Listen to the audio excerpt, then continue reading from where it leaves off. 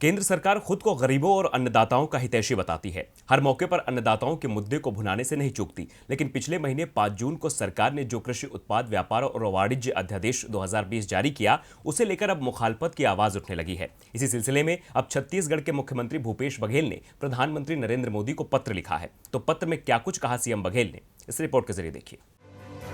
केंद्र की नरेंद्र मोदी सरकार ने हाल ही में 5 जून को कृषि उत्पाद व्यापार और वाणिज्य अध्यादेश 2020 जारी किया था। इस अध्यादेश को अन्नदाताओं के लिए काफी फायदेमंद भी बताया गया था, लेकिन सरकार के इस दावे से विपक्ष इत्तेफाक नहीं रखता। लिहाजा केंद्र के इस फैसले को लेकर मुखालफत की आवाज उठने लगी है। इसी कड़ी में छत्तीसगढ़ के मुख्यमंत्री भूपेश बघेल ने प्रधानमंत्री नरेंद्र मोदी को एक पत्र लिखा है।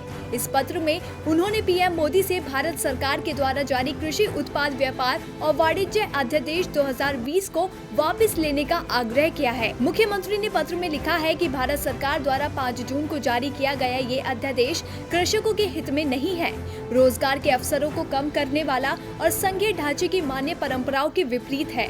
ऐसे में कृषक विरोधी इस अध्यादेश को वापस लिया जाना चाहिए। सीएम भूपेश बघेल ने पत्र में आगे ये भी लिखा कि छत्तीसगढ़ कृषि प्रधान राज्य है। राज्य की अर्थव्यवस्था कृषि पर आधारित है और लगभग 70% जनसंख्या कृषि गतिविधियों में संलग्न है। राज्य में लगभग 85% लघु और सीमांत कृषक है और राज्य के लगभग 3/4 क्षेत्र पिछड़े और वन क्षेत्र है।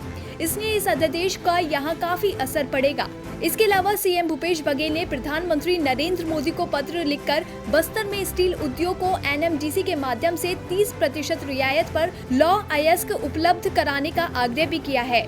मुख्यमंत्री ने कहा है कि इससे बस्तर में बड़े पैमाने पर स्टील उद्योगों का संचालन और इसके जरिए बड़े पैमाने पर स्थानीय युवाओं को रोजगार उपलब्ध कराने में मदद मिलेगी, जिससे बस्तर के विकास और आर्थिक गतिविधियों को बढ़ावा मिलेगा। मुख्यमंत्री ने अपने पत्र में इस बात का जिक्र भी किया है कि राज्य शासन की ओर से भारत सरकार के उपक्रम एनएमडीसी को इस आशय का प्रस्ताव भी भेजा जा चुका है।